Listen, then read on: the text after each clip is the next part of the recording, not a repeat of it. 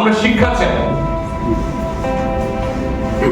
এই আন্দোলন হয়েছে, কিন্তু তারপরও ত্রিপুরা রাজ্যের এই দীর্ঘকালের যারা এই শাসক বর্গ, তারা ভিন্ন মাত্র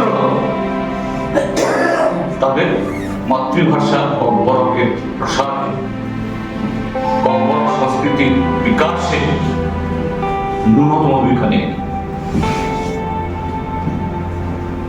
এরকম একটা অবস্থায় 1887 খ্রিস্টাব্দে 1887, তার মানে হলো প্রায় আজ থেকে 135-36 বছর আগে, একজন রাধারমন